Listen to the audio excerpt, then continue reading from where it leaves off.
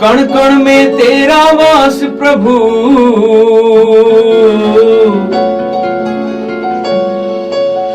जो करे दुखों का नाश प्रभु। दुनिया भर की खुशियां मेरे पास आ गई,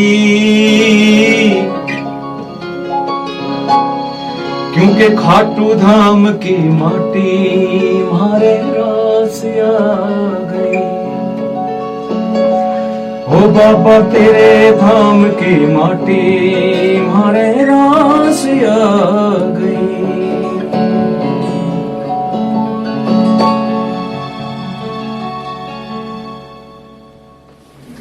नमस्कार दोस्तों, स्ट्रीट मेल टीवी में आप सभी दर्शकों का हार्दिक स्वागत है। मैं हूं स्वाति गौतम और आज हम आए हैं नरेश नरसी जी से बात करने, जिन्होंने अपनी गायकी का परचम लहराया है और हमारे फतेहाबाद का नाम रोशन किया है।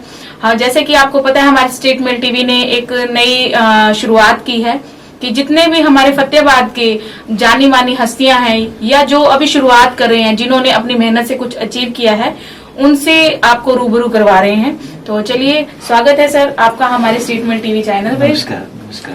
तो सर, आप अपने बारे में कुछ बताइए हमारे दर्शकों को। जी, मैं नरेश नरसी। हाँ जी। नरेश जांगड़ा के नाम से जानते थे, लेकिन जब से लिखना शुरू किया, भजन लेखन शुरू हुआ, तब से नरसी नाम मेरा। लेकिन सर, ये इसकी एक आप थोड़ा सा हमारे दर्शकों को पूरा अच्छे से बताइए। आप जैसे आपने बताया कि मेरा नाम नरेश जांगड़ा है, नरसी मतलब किस वजह से, कि आपने कोई ऐसे भजन लिखे हो या कुछ उस चीज को लेके? असल में मुझे मेरे बुजुर्गों से ये पता लगा कि मेरा बचपन का नाम नरसी था। जो जब हमारे बुजुर्ग ज्यादा पढ़े लिखे नहीं है, हाँ जी, हाँ जी। तो जब स्कूल में नाम लिखवाने के लिए गए तो उस टाइम सीधा साधा दौर होता था, स्कूल में छोड़ा है। हाँ जी, हाँ जी। तो मास्टरों ने पूछा होगा नाम क्या है, कि नरसी है। मास्टरों ने नरेश लिख दिया। ठीक है। और फिर जैसे भजनों का लिखने का दौर शुरू हुआ तो मैंने अपना नाम नरसी लिखना शुरू किया। तो एक दिन माँ ने वैसे पूछ लिया कि भाई ये भजन में नरसी नाम आ रहा है, किसका है? हाँ जी, हाँ जी। मैंने पूछा क्या बात, तो उन्होंने बताया कि ये आपका बेटा, ये तेरा जो है बचपन का नाम था नरसी। मैंने कहा यूं समझो कि जो नरेश है ना, वो नरसी वापस लौट के आ गया। तो आपने वो कंबाइन कर दिया, नरेश। हाँ, नरेश नरसी, इसलिए मुझे नरेश नरसी के नाम से जानते हैं। तो सर, थोड़ा सा, वैसे तो सभी जानते हैं, पर थोड़ा सा कुछ आप अपनी शुरुआत बताइए कि आपने शुरुआत कहाँ से की, मतलब गायकी को लेकर। हाँ, मुझे थोड़ा सा शौक था बचपन से। तो हमारे फतेहाबाद के हैं अपने मुकेश राय जी, हाँ जी। हमारे बड़े भाई साहब हैं, और अनिल भाई साहब हैं, मेरे दोस्त हैं, उनकी धर्मपत्नी रजनीश जी, और फतेहाबाद के जो कलाकार हैं, हम सब इकट्ठे रहते थे। शौक था बचपन से, कभी इनके प्रोग्राम्स वगैरह होते, साथ चले जाते, मिलते सबसे। बस तब से शौक शुरू हुआ। फिर थोड़ी थोड़ी गायकी शुरू की, थोड़ा सा इंस्ट्रूमेंट बजाने शुरू हुए, इनका सानिध्य मिला, इनका साथ मिला, तो सफर चल निकला। ठीक है सर, जैसा कि अभी रिसेंट में मुझे पता चला कि एक आपका बहुत फेमस सॉन्ग था, तो सबसे पहले मैं अपने दर्शकों को वो जरूर सुनवाना चाहूंगी कि शायद उन्हें नहीं पता है वो सॉन्ग किसका है। तो चलिए सर, पहले आप 2 लाइनें उसकी जरूर सुनाइए। देखिए, मैं आपको बताऊं गौतम जी कि मेरा सब्जेक्ट शुरू से ही धार्मिक रहा है। हाँ जी। और ये जिस गाने की बात करें, शायद आप वो जो मेरा गाना आया था लांडी कुर्ती, हाँ जी, उसके बारे में बात कर रहे हैं। 2006 की बात है ये। बस वैसे ही मजाक मजाक में गया था मैं अपनी धार्मिक रिकॉर्डिंग के लिए। रामेर मेला जी मेरे साथ थे, और मजाक मजाक में वो जब कुछ लिखने बैठे तो रामेर मेला जी ने 2-4 लाइनें लिखी, और वो ऐसे करते करते वो गाना पूरा हो गया। मतलब मजाक में? हाँ, बस मजाक मजाक में ये रिकॉर्डिंग मजाक मजाक में लिखा गया। हाँ, मजाक मजाक में रिकॉर्डिंग कर दी। और वो जब कंपनी प्रचार प्रसार के लिए गई तो वो ऐसा हिट हुआ वो गाना। वो था वो, दिल्ली शहर सु में आई जीजा करवा दो घुमाई गाम को ले नजारों में, अरे बैठ ऊंट पे देखूं सगड़ो गाम यो थारो में। ये हाँ जी। अठे का सारा छोरा ऊत साली बजवाओ ना जूत हो जा जी ने खाड़ो रे थारी लांडी कुड़ती दिखे आदो गात उगाड़ो रे। ये सर मुझे भी एक्चुअली ये गाना हमने बहुत सुना है क्योंकि जी। जिस टाइम चला था पूरा जोर शोर पे था ये। हाँ पर ये हमें नहीं पता था कि ये आपने गाया है। मैं इस गाने से ही समझो कि वे हरियाणवी और राजस्थानी हाँ जी। पॉप की उस टाइम शुरुआत उस दौर में हुई थी। हाँ जी, हाँ जी। लेकिन जैसे सर हम ये जानते हैं कि हमने हमारे मतलब मैंने नहीं पूरे फतेहाबाद को ये पता है कि सर आपने धार्मिक एक अपना जो भजन वगैरह आपने उसको चुना। हाँ। तो और भी काफी हैं, तो माइंड में ऐसा क्या आया आपके कि नहीं मुझे ये मतलब मुझे धार्मिक भजन है मैं उसकी तरफ जाऊं, तो ऐसा क्या था? ये मेरा शुरू से ही माइंड जो है इधर अध्यात्म की तरफ ज्यादा था। हाँ जी। तो बताया ना मजाक मजाक में किया था, वो हिट हो गया बस। जी। लेकिन शुरू से ही बस जैसे उसके बाद मैं अनिल और रजनीश जी इकट्ठे हुए, हाँ जी। बाहर धार्मिक कार्यक्रमों में जाना शुरू किया। पहले गायन शुरू किया, वादन शुरू किया था, फिर गायन शुरू किया, उसके बाद लेखन शुरू किया। अब शायद ही कोई ऐसा भजन गायक हो जिसने मेरी कलम से लिखे हुए भजन ना गाए हों। तो सर ऐसा कोई सॉन्ग एक आप सुनाना चाहेंगे, भजन सुनाना चाहेंगे जो आपके दिल के बहुत करीब हो, जो आपको सबसे ज्यादा मतलब मुझे प्यारा लगता है, ऐसा कोई भजन आप सुनाना चाहेंगे? अभी वैसे तो काफी भजन है। दिल में तू शाम राम की ज्योति जला के देख, शायद आपने सुना भी हो। हाँ जी, हाँ जी। आएगा मेरा सांवरा दिल से बुला के देख। रजनीश जी की शुरुआत हुई थी जिस भजन से, शाम पकड़ लो मेरी बैया, हाँ जी, हाँ जी। दे दो अपने चरणों की छैया। अभी रिसेंटली मैंने 2-3 साल पहले एक भजन लिखा और गाया, वो हाँ था जी। वो खाटू धाम की माटी मारे रास आ गई। हाँ जी, हाँ जी। शायद सुना हाँ जी, हो हाँ जी, आपने। सुना है। हाँ, वो था वो, कण कण में तेरा वास प्रभु, जो करे दुखों का नाश प्रभु, दुनिया भर की खुशियां मेरे पास आ गई, खाटू धाम की माटी मारे रास आ गई। ये भी एक बहुत बड़ी देखिए सर बात है। लोग सोचते हैं कि नहीं हमें इस टाइप के आजकल जो चल रहा है हम उस तरफ भागते हैं, लेकिन ये भी बहुत बड़ी बात है। तो सर आप जैसे कि अब आपकी गायकी तो है ही है, इसके साथ आपकी क्या और हॉबीज हैं? मैं जैसे गायन करता हूँ, ये स्टूडियो अभी बेटे ने बनाया है जिसमें हम अभी इंटरव्यू कर रहे हैं, ये बेटा संभाल रहा है। म्यूजिक भी मैं करता हूँ, लिखता भी हूँ, गाता भी हूँ, और इसके साथ साथ मैं हरियाणा सरकार में एक जूनियर इंजीनियर के पद पे जन स्वास्थ्य विभाग पब्लिक हेल्थ इंजीनियरिंग डिपार्टमेंट हाँ में जी। जेई के पद पर यहीं फतेहाबाद में ही कार्यरत हूँ। हाँ जी, हाँ जी, ये तो बहुत बड़ी बात है सर। तो सर इसके साथ और भी आपको कोई शौक है? गायकी तो मेरा शौक है ही है, ये तो चलो होगी हमारी बात की, मैं इसके साथ ये भी कर रहा हूँ। तो अब जैसे इंस्ट्रूमेंट हैं ये भी आप प्ले करते हैं? बिल्कुल, इंस्ट्रूमेंट में प्ले करता हूँ। हाँ जी। तो इसकी कोई क्लासेस वगैरह भी देते हैं आप? नहीं, क्लासेस के लिए अभी समय नहीं मिल पाता क्योंकि उधर मेरी जॉब है हरियाणा हाँ सरकार जी। में, और इधर श्याम सरकार की भी नौकरी वो हाँ जी, हाँ जी। करवा ही रहा है। हाँ जी। अभी तो जैसे सर अभी लॉकडाउन चल रहा है, तो जॉब का तो अभी फिलहाल सभी घर पे हैं, तो अब फिर खाली टाइम में आप क्या करते हैं सर? नहीं, ऐसी बात नहीं है, हमारी इमरजेंसी ड्यूटीज है, वाटर सप्लाई है जैसे, ठीक है, तो इमरजेंसी ड्यूटीज में है तो हम अपडेट रहते हैं सैटरडे संडे को भी। ठीक है सर। हाँ, तो सर अपनी कोई ऐसी एक बात बताना चाहेंगे जो भी मैं अपनी ये मतलब एक्सपीरियंस या अपना कोई अनुभव मैं शेयर करना चाहता हूँ दर्शकों के साथ, कोई ऐसी बात सर? ऐसा अनुभव मैं तो यही कहूंगा कि परमात्मा को हमेशा याद रखें, क्योंकि ये जीवन उसी का दिया हुआ है, और ये जो हम सांस ले रहे हैं, एक एक सांस, माहौल ऐसा है कि इस वक्त हर आदमी सिर्फ जिंदगी के लिए, जिंदगी को बचाने के लिए, अपनी सांसों को बचाने के लिए जूझ रहा है। हाँ जी।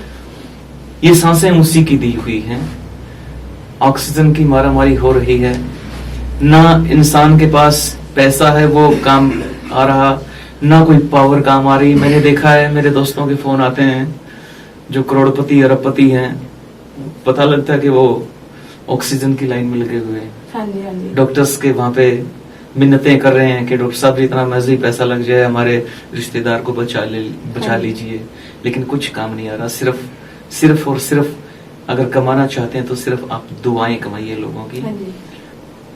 परमात्मा को याद रखिए, अगर वो है तो आपके पास सब कुछ है। नहीं, ये बात तो आपने बहुत अच्छी कही, एक मैसेज भी है लोगों के लिए अगर हम समझें तो उस बात को। तो सर हम चलिए गायकी की तरफ फिर दोबारा से मुड़ते हैं, हमारा टर्न दूसरा हो गया था। हाँ जी सर, तो आप अपने ये बताइए सर, सबसे पहला सॉन्ग आपका जो था, या सबसे हम ये सोचे कि भी ठीक है हम घर पे तो प्रैक्टिस कर रहे हैं, या हमारा एक हॉबी है हमारी भी, हमें अच्छा लगता है सर, आप सबसे पहली बार आपने स्टेज शो या हमारे जो जागरण है परफॉर्मेंस वो कहाँ दी सर, उसके बारे में कुछ बताइए। सबसे पहला कुछ आप वो सबसे पहले परफॉर्मेंस खाटू श्याम जी में। ठीक है, खाटू श्याम में दिया आपने। बिल्कुल बिल्कुल। हाँ जी। ये बात है 95 की, जब मैं पहली बार खाटू श्याम जी, अनिल जी और रजनीश जी के साथ गया। हाँ जी। उस वक्त और उसी दौरान ही मैंने भजन लेखन की शुरुआत की प्रभु कृपा से। उस टाइम हम तीनों इकट्ठे थे, तीनों इकट्ठे जाया करते थे जहां भी जाते थे। फिर जिस धर्मशाला में हम रुकते थे, हरियाणा धर्मशाला जिसको हाँ जी, बोलते हाँ हैं, आप गए होंगे। हाँ जी, हाँ जी। तो वहां पे जागरण वगैरह होते थे, तो कीर्तन होते थे। फागुन पे हफ्ता 10 दिन वहीं रहते थे। तो फिर हमारे पास कुछ होता नहीं था कि भाई कोई भजन गाएं, क्या गाएं, तो कुछ बुक्स वगैरह थी नहीं। तो रजनीश जी ने, अनिल जी ने कहा भी आज अपन कुछ सुनाएंगे या फिर क्या करें। तो उस टाइम एक भजन लिखा था शुरुआत में, चलो कोई बात नहीं, बाबा को अगर स्वीकार होगी तो स्वीकार कर लेंगे। तो उस टाइम लिखा और वो रजनीश जी ने गाया, वो सबसे पहला भजन वो मेरा वो था। तो सर उसकी 2 लाइनें प्लीज हमें सुनाइए। और वो भजन था वो, हिवड़े बसो थे मारे हिवड़े बसो, हिवड़े बसो थे मारे हिवड़े बसो बाबा, शाम सलूणा खाटू वाला थे आके मारे हिवड़े बसो। ये सबसे पहला ये भजन लिखा। बहुत प्यारा है सर, वही बात है सर। आप एक, मैं स्पेशली आपसे ये चीज बोलूंगी कि आजकल लोग है ना मतलब एक दूसरी उसमें टर्न कर गए, या तो हमें फोन चाहिए सारा दिन, मतलब इस लाइन को लेके ना लोगों के पास टाइम नहीं है। तो उनके लिए आप कुछ मैसेज देना चाहोगे भी? हाँ, हम हमारे बच्चों को, आने वाली पीढ़ी को हम मतलब ये चीजें पता होनी चाहिए, तो उसके लिए आप क्या मैसेज देना चाहेंगे? बिल्कुल, ये देखो कोई भी चीज है, मोबाइल है हमारे पास, इसमें नेगेटिविटी भी है और पॉजिटिविटी भी है ना। कुछ भी वो हमारे पे डिपेंड करता है कि हम उसके अंदर क्या देखना चाहते हैं, है ना। तो हम अपने बच्चों को ऐसा बनाएं कि वो सिर्फ उसमें पॉजिटिव चीजें ही लें। कोई भी मैं हूँ, चाहे जैसे मेरे अंदर भी बुराइयां हैं, मैं नहीं कहता कि मैं 100% सही हूँ, मेरे अंदर भी बुराइयां हैं। मैं तो अक्सर ये कहता हूँ कि आपको मेरे अंदर कोई बुराई लगे वो मुझे वापस कर दो, सिर्फ मेरी जो अच्छी बात है वही वापस वही लेके जाओ आप। तो ऐसा ही है, मैं बच्चों को भी यही कहता हूँ कि बेटा इसमें जो है ना सब कुछ है, आप सिर्फ वही देखो जो आपके लिए जरूरी है, जो अच्छा है। ठीक है सर, ये तो बहुत अच्छी बात है, लोगों को अमल भी करना चाहिए। हम सुन के हम हमारे ऊपर से चली जाती है, हम लोग अमल नहीं करते हैं। सर अब आगे का क्या आपकी कोई ऐसी आपकी प्रोजेक्ट चल रहा है जो अब मतलब आने वाला है? जी जी, मैंने अभी अपना एक YouTube चैनल लॉन्च किया है, भक्ति भाव रिकॉर्ड्स के नाम से। वैसे तो मैंने बहुत सी कंपनियों के लिए गाया है, लिखा है, टी सीरीज है, सोनोटेक है, चंदा है और बहुत सी कंपनियां हैं जिनके लिए मेरे चेतक है, सुपरटोन है, मतलब यूकी है। शायद ही कोई कंपनी हो जिसमें मेरा लिखा हुआ गाया हुआ भजन रिकॉर्डेड ना हो। लेकिन अभी मैंने अपना खुद का भी एक नया चैनल भक्ति भाव रिकॉर्ड्स के नाम से मैंने शुरू किया है 15-20 दिन पहले। उस पर मेरे अभी 5-6 भजन प्लेटफॉर्म पे हैं जो कि भी उसी चैनल पे आएंगे, और सोनोटेक कंपनी में भी मेरे 8-10 भजन रिकॉर्डेड हैं, वो भी आपको सुनने को मिलेंगे बहुत जल्द। चलिए सर, उसके लिए आपको बहुत बहुत शुभकामनाएं कि वो भी ऐसे ही लोगों के दिलों पर छा जाएं जी। हाँ जी, बहुत बहुत शुभकामनाएं। तो सर जैसे कि अब सभी बंद हैं अपने अपने घरों में, तो उसके लिए अभी आप कोई मैसेज देना चाहेंगे? जी, मैं सिर्फ यही कहना चाहूंगा कि माहौल ऐसा है कि इस महामारी ने सबको अपने अपने घरों में कैद करके रख दिया है। इससे सिर्फ बचा जा सकता है, क्योंकि आप देख रहे होंगे, अभी मैंने बताया कि बड़े बड़े लोग हैं, वो भी प्रभु चरणों में जा चुके हैं। हमारी तो औकात ही क्या है, ना उनके पास पैसे की कमी थी, ना पावर की कमी थी, किसी तरह की कोई कमी नहीं थी, बस सिर्फ और सिर्फ बचाव है। मैं सिर्फ यही निवेदन करूंगा कि जब भी घर से बाहर निकलें तो मास्क लगा करके निकलें, बार बार हाथ अपने धोते रहें, सैनिटाइजेशन करते रहें और दूसरों के लिए दुआ करें। दूसरों के लिए अगर दुआ करेंगे तो वो दुआ कहीं ना कहीं प्रभु हमारे लिए भी सुनेंगे। जरूर सुनेंगे सर। चलते चलते सर कोई 2 लाइनें आप गुनगुना दें तो ज्यादा बढ़िया रहेगा, कोई ऐसा जिसमें एक मैसेज भी हो, अगर आप। जी हाँ। जिंदगी की यही रीत है, हार के बाद ही जीत है। जिंदगी की यही रीत है,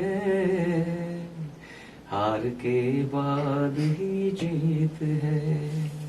और इस हार में हमारी हार नहीं, इसमें हमारी जीत ही होगी, क्योंकि कहते हैं कि लहरों से डर कर के नौका पार नहीं होती और कोशिश करने वालों की कभी हार नहीं होती।